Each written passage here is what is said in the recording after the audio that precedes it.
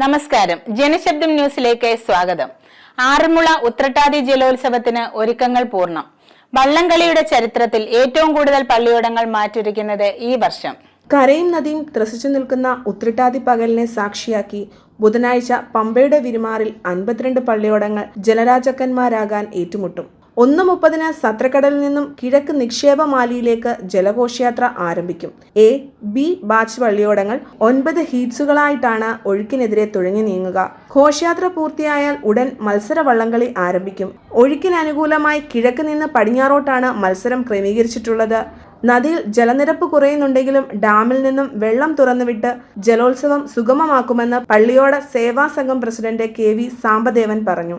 A ബാച്ചില് 35 പള്ളിയോടങ്ങളും B ബാച്ചില് 17 പള്ളിയോടങ്ങളുമാണ് മാറ്റിവെക്കുന്നത്.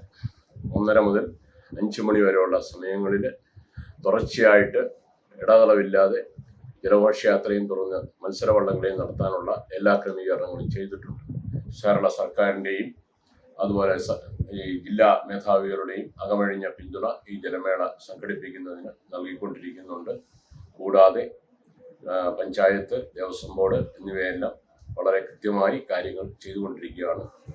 നദിയിലെ ജലനിരപ്പ് നന്നേ താണുകൊണ്ടിരിക്കുന്നെങ്കിലും ജില്ലാ കളക്ടറുടെ നേതൃത്വത്തിൽ അത് പരിശോധിക്കുകയും അടുത്ത ദിവസങ്ങളിലായിട്ട് ജലനിരപ്പ് ഉയർത്തുന്നതിന് ആവശ്യമായ ഡാമുകൾ തുറക്കുകയും ചെയ്യുമെന്ന് പ്രതീക്ഷിക്കുന്നു. സംസ്ഥാനത്തെ 7 മന്ത്രിമാരും 2 കേന്ദ്രമന്ത്രിമാരും വള്ളംകളിയിൽ വിശിഷ്ടാതിഥികളായി എത്തുമെന്ന് ഭാരവാഹികൾ അറിയിച്ചു.